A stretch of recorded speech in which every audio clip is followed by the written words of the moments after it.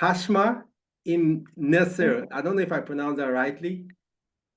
Well, it's actually a mistake from name registration in Sri Oh, Lanka. It's supposed to be Imtisar, but that name kind of stuck with me throughout the years. oh, So my wow. surname is Imnisar. Yes. Imnisar. Okay, that's Yes, Imnisar. Hashma Imnisar. Yes, that's right. Okay, Yes, that's interesting. right. So now coming from a strict background,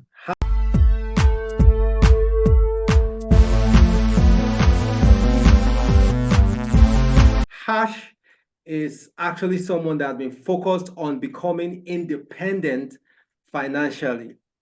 And she's not just wanting to be independent, she also wants to be financially free.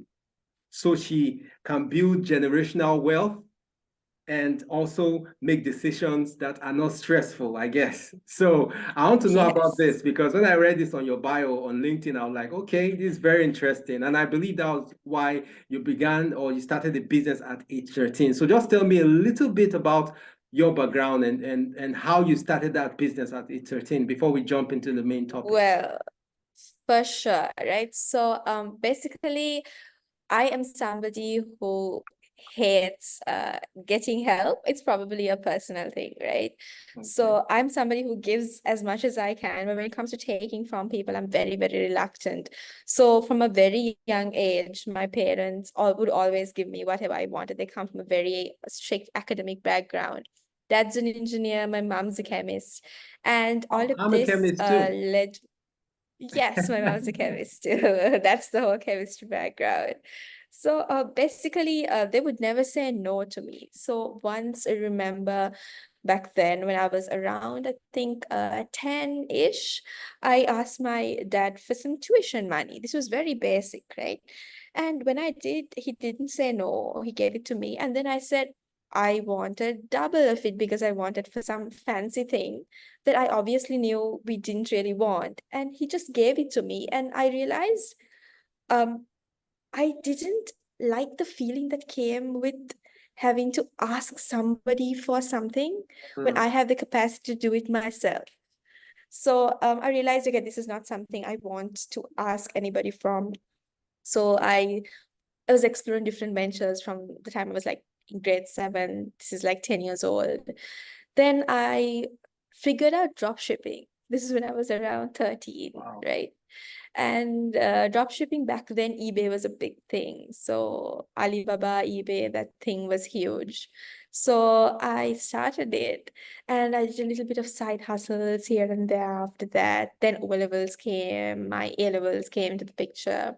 And after that, my parents were trying to push me to do medicine because that's the whole golden child in Sri Lanka and the Asian subcontinent, where if you are good at studies and you're smart enough, you will be pushed into medicine as a field. And I absolutely hated the entire industry because I'm Wow. somebody who is very logical and mathematic. For me, biology is not something that would stick. So along the lines of that, I approached medicine in a very detest and a very bad approach. But with time, I realized that I am really good at mathematics, chemistry, and physics. And I studied material sciences, which is an amazing field. And the reason I got into material sciences, you probably see it out there in one of my posts. I'll get into the detail in maybe with time. So that is my journey. And with the hate to medicine stemmed me actually understanding how medical students have the need for certain question banks and study tools, where I built one of the products in my series of businesses called MCQ Med. And so right now I'm in the EdTech field. I facilitate a platform or platforms really for students sitting for different exams like say GCSEs, A levels, medical licensing exams in Sri Lanka, UK, SEMA, and stuff like that to ace them without the need for tutoring. So our concept lies around the fact that students can ace exams without paying hundreds of dollars for tutoring. And we have topic tests, past papers, notes, question banks, and all of that. I also have a couple of boring businesses that generate revenue very passively, which is very boring, like laundries and shit. But yeah, Nice. then yeah, I like passive income. I wake up in the morning and make money. That's the most beautiful way, right? I'm also into recruitment. I hire for companies who are scaling from the 10th employee to the 50th, right? Mm. So that's Nice. basically an outline of what I do. And there's more, but maybe we could speak with time, right? Yeah. Yeah. Nice. It's so interesting all the things you said so far, like at that very young age, thinking about how to make money. Like, what was the inspiration? Because I'm sure, apart from the fact that you don't like asking for things and stuff, you don't want people giving you stuff, but what was that thing that made you start thinking, I need to make money?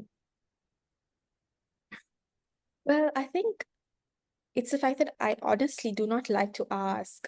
That's the reason that drove me towards actually making money. But the pivoting point to finding out ways to make money is when I realized, hey, the richest people in the world own businesses. And if I want to be that, I need to learn how to do that, right? And then I think I just wanted to start and see where I go. There was a long, long journey ahead of me, and I knew it back then. And I am somebody who doesn't like to not know something. You know, say, for example, I want to know why the sky is blue. I Google it. I know it's something as mundane and random and very, very basic. That's something you see all the time in the sky, right? The sky is blue. But why is the sky blue? I've always been curious about things from a very, very young age. My teachers actually used to hate it when I raised my hand in class Because they because know you have a lot. I'm that kid. Yes, a lot of questions. And when I raise my hand, they're like, Hashma, please wait. I will get back to you after the class because I am that curious kid. Wow. So when I saw business people make money, I was curious, how do they make money? And I thought, let me just start and see how it goes. So I watched YouTube videos, just delved into the whole scenario. That's when I discovered dropshipping. I thought, why not try it? And it worked. And here I am today, right? Nice. Interesting. Yeah. So I think we'll Yeah. just jump into our topic for today, which is innovating without resources. So we've already started talking about stuff, and your story alone has already been giving us some kind of clues and also insight into what innovating without resources can be if you are kind of like inquisitive and curious about knowing stuff. And it's interesting. You just remind me of my son. My second son is, I have three kids. And I have a daughter, she's Right. 11. I have eight, a son, eight. And then the last one is about 2+, going to 3 in November. So the Oh, middle one who is 8 is very curious. Like what you said, like sometimes he keeps asking questions and keep going. And I'll like, sometimes I guess so like, don't worry, I'll talk to you. Because once it starts, you just keep going. And it's so interesting. When you were speaking, I just remember that's why I was laughing. So, and I think right. So that's my one thing. dad actually, just one clarification. So my dad is one of the biggest reasons why my curiosity drove to conversion. So whenever I ask questions, my dad would always answer. And if he did not have an answer, he would say, just wait, I will get the answer and get back to you. And he would actually get back to me. So I Great. know about cars. I can change plugs. I can change lights. I can change a tire. I actually can open the bonnet and understand parts of vehicle. He's an Wow. automobile engineer, by the way. Wow. So he always fueled that curiosity in me, which is Nice. probably why I'm here today. I'm Means forever grateful for means my your dad is father. like an handyman then. Like he does a lot of handy stuff. Pretty a Interesting. lot. Wow. He hates bringing down a plumber home. He's like, I'm a man, I can do it. Well, for us in Nigeria majorly, we have people like I'm also very handy. I do plumbing work. Sometimes I fix my car and all those kind of stuff. I always like when I was younger, I open up stuff. You get an electronics for me. I want to open it up. I want to check what is inside. I want to know why it's moving and all this. So I grew up becoming very handy. Like sometimes the TV is not Yeah, working. I want to open it and see what's wrong with it first before there you I'll go. try. If I can't fix it, then I take it out. But I always want to see why something is not working or why it's working. So that's very interesting. And Right. I also noticed that as kids, I think that's something that we usually lost when we grow up as adults. we kind of like lose that part of us that is so curious, and we get to the point where we don't want to expose our ignorance any longer. We just want to be like we know, even though we don't. Sometimes we don't ask questions. As adults, we don't want to ask questions. Like, we feel like when you ask some questions, you'll be shamed, or you'll be looks like someone that doesn't have enough knowledge and all that. But children ask any question. They are not bothered about who is listening or anything. And I think adults sometimes kill that curiosity. Like, I'm so happy you say your dad was encouraging you to ask, and he always answers those questions. And you can see how far that has brought you and where it's taking you, because you were allowed to express yourself, you know. So it's very interesting, very interesting. So I want to also say that, you know, Sri Lanka and Africa has, even though Sri Lanka is in an Asian country, Asia is an Asian country, but Africa, like Nigeria, for example, and I know we have a lot of similarities, because you know, issues of resources, infrastructure, and funding, and all those kind of things are things that are not so common. That we don't have these things a lot around us. So how do you how are you able to adapt to these constraints? You know, building businesses, like striving and all that. How are you able to adapt with these constraints? Right. We are not Silicon Valley. We do not have the San Francisco's venture capital fund. And in Sri Lanka, we don't even have VCs. We only have angel investors. So I did not even know what VCs are up until like around 3 years ago, I think. And discovering the whole landscape opened my eyes. But before that, not so the fact that we did not know that such a landscape existed is also a key factor as to how limited we are in resources, right? Because I mean, you also can relate, as much as we are in the Indian Ocean and probably called the pearl of it, we are pretty limited in terms of resources, right? So how I navigated through it. Number one, I always see challenges as not problems, but opportunities to find ways to go through it. So now, say for example, the light goes off, right? There's no electricity. I wouldn't think of it as a negative thing. It's something I always grew up having, honestly. People would always complain, oh my God, we don't have this, we don't have this. It's 101 excuses, right? But I'm somebody who sees opportunity in everything. Like, say the light goes off, okay, take the torch and work, right? You want to get things functional. So navigating through that landscape in terms of funding, especially, has been challenging. But I started small, built my entire company by myself. I did not get money from my dad or anybody. I can proudly say that, because I started very small. And by starting small, I would always reinvest into the business. So right now, if you look at my position, I am asset rich, but cash poor. I'm extremely broke. Okay, I do not own a car, but I have assets, right? So 5-10 years down the line, I can reap the benefits out of those assets. So I'm building something huge.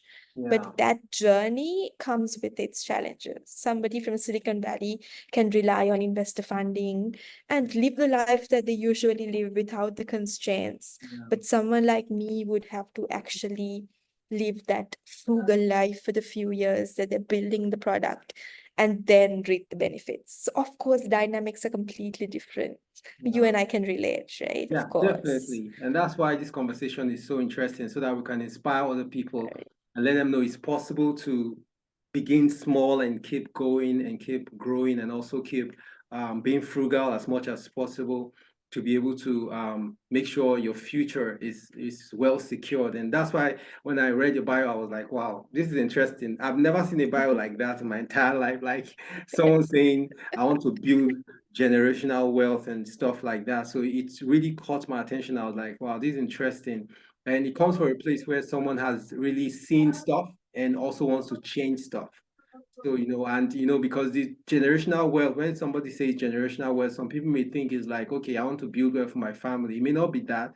Like, you want to make impact in the world, to be able to leave an imprint and make sure that other people that have worse situations or maybe similar to yours will be able to get inspired by you. And in fact, see the businesses you're building, like you can't do everything because you definitely have to employ people at some point and you have to pay salaries and all that. So those salaries are impacting families and also making some other person's life better and stuff like that. And someone can even get inspired by your story and start something on their own too and all that. So that's why what makes this whole thing so interesting, and that's why Exactly. yeah. Just like my story as an African, I am a chemist and I have an MS in analytical chemistry, and I work all my life I've been working in the laboratory. And so you'll be wondering how I got into tech and stuff. And it was during COVID, actually. So before COVID, Right. I don't even do anything online. I have a LinkedIn page I opened in 2012 and just left it that I don't even visit it or do anything. So, but when COVID happened, I had time on my hands. I wasn't going to the lab any longer, and I was at home and I was like, okay, let me check online and see what's going on and all that. So that's why I started realizing that a lot of people are doing a lot of stuff online. And when COVID happened, I used to consult for companies, training them on how to use lab equipments and all those kind of stuff. Mhm. But all that just seemed to stop. Like I wasn't getting Right. clients any longer and stuff. And it affected my finances and everything. So I was thinking what next and all those kind of stuff. So that was when I now thought, wow, let me see if I could dabble into tech, because I was hearing a lot of things about technology and all those kind of stuff. And also Web3. I went a lot into Web3. I did a lot of projects in NFT, That's right. did a lot. Like I actually, I won't call them losses because I learned a lot. A lot of the projects I joined didn't work out and all those stuff, but I learned a lot from it, and I was able to learn how to become a community manager on Discord and also being able to manage communities and all those stuff. Then that was when I discovered, okay, what do I like? I saw that I love art and graphics. So that was how I say, okay, UI UX should be the course for me. So that was how That explains it. You're a designer, you're creative yeah, mind. There you yeah. go. There you So that was how go. I joined entry level. When I saw entry level, I just said, okay, let me learn this and also take it up to the next level and all that. So that's how I joined tech and Amazing. I started. So it's interesting. So I just wanted to also ask, your is it MCQ? MCQ, right? MCQ Med. That's one product, yes. Okay, MCQ Med. What does it do? Like, what do you do in that company? Well, so if you look at countries around the world, we have doctors, right? So you go through med school, you become a doctor, but to become a licensing medical professional in that particular landscape, like say Africa, in Nigeria, for example, you need to sit that particular country's licensing exam. That's a requirement. Most of the countries, like UK, US, Canada, they have their respective licensing examinations, have their own question banks, they have good resource pools, they have end-to-end support. But in Yeah, Sri Lanka, there's yeah. nothing. We are put like frogs in a well, and the whole tuition culture is pretty vast over here. So students go for tuition, they spend so much money over there, and they practice for the exam. So I thought, okay, this is a huge market gap. Our neighboring country, India, for example, has a humongous education industry, and their licensing exam as well has an extensive question bank. So why not build one for Sri Lanka? So this is one product, right, from all of my EdTech companies, and it worked. My students loved it. We had 1,800 students who are doing medicine in Sri Lanka, right? 1,500 were on my platform. Mm. It's like close to Wow. 80%. So when we got that conversion, honestly, it was like a shock of my life. I did not expect that at all. This is within the span of 1 month. That's like 80%, right? So that conversion itself was validation for me. Students need it. We want to push it. We pushed it and things are going amazing at the moment, actually. Yeah, that's what MCQ Med does.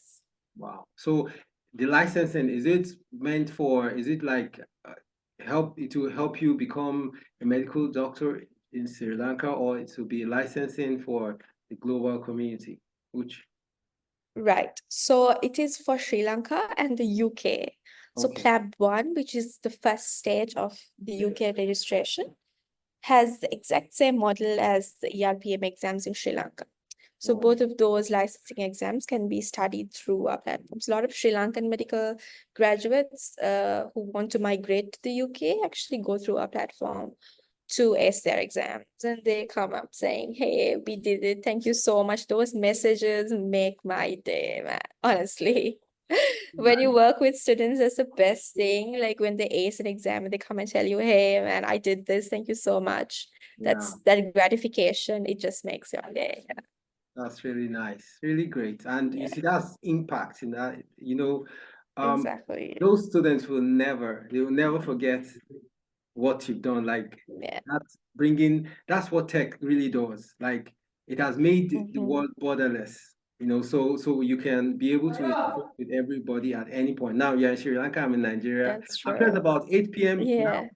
thereabout, There you go. It's 8:48 actually. Yeah. Yeah, and it's about And 4 it's 4:30 for p.m. you, Yeah, probably. yeah. There About you go. There you go.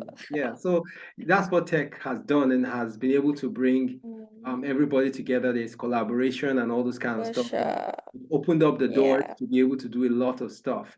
So I just Mm-hmm. want to also say that as Africans or as third world country, like I don't like using those words, but the way they call like developing nations, like Africa Yes. and the Asian, some of the Asian countries, not all Asians, because China is out there and is doing. China is nah, man. Yeah. So, so I just want to say that, what do you think you could say to someone that is just not sure, like a young African or a young Sri Lankan that is just not sure of what he or she wants to do? Because many people think, oh, let me go to school. After school, I graduate, I get a job and stuff. So what would you say to such people? Right. Honestly, the Nike ad, right? Just do it. Because you are going to realize what you really want to do and what you do not want to do by doing it. And by just doing it, you make mistakes, of course. If you do marketing, like say, for example, you want to start a business. You start a business. My very first business was an absolute failure, right? This was before the drop shipping, by the way, which I probably didn't talk to you about. I sold little necklaces, which is an absolute failure. So your first business is probably not going to succeed. You're going to learn a lot from doing it, though. You learn marketing, you learn sales, you learn all the aspects of a business by making those mistakes. Yeah. So making mistakes and just doing it, but actually making mistakes, the way you approach failure is also going to define what you can do in life, right? Because when you approach failure in a very negative outlook, like say, oh my God, I failed, I cannot do it, all of that would probably set you back. But looking at all your mistakes and taking lessons out of it would actually define you in the future, in every single stage of life. Because even if you have a multi-billion-dollar business, you make a mistake, you need to learn to come back and learn from it, right? So the advice would be just do it, man. Nike ad is real. So I'm really fascinated by the Nike ad. The whole slogan with just do it, it's such a motivation, right? Just think of it. They're selling a product, they're selling shoes. How would you expect a motivational campaign to convert into shoes, right? Honestly, I was just studying the campaign because we wanted to duplicate one of our new products. And it's absolutely fascinating, right? So anybody, I'm sorry about that. So anybody who wants to start, honestly, man, just do it. You want to do a job, go for it.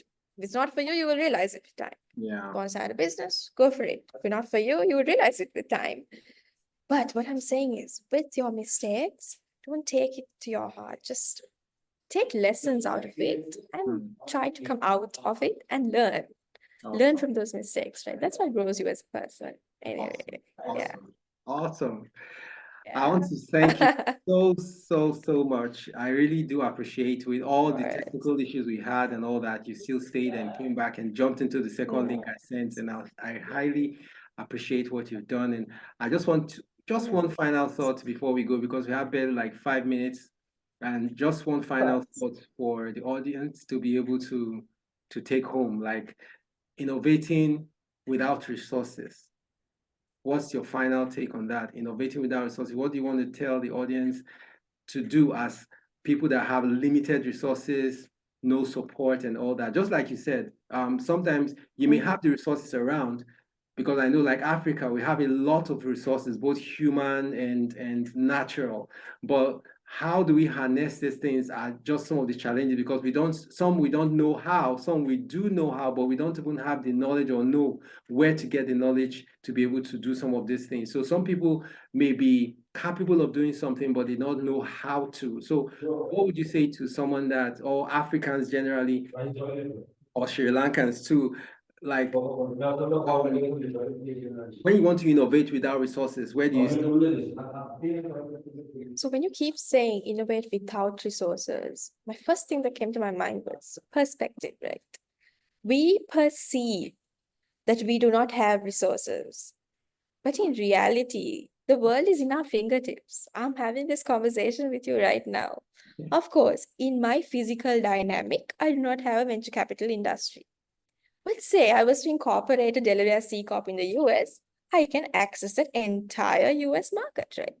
Yeah. So how you look at it needs to change.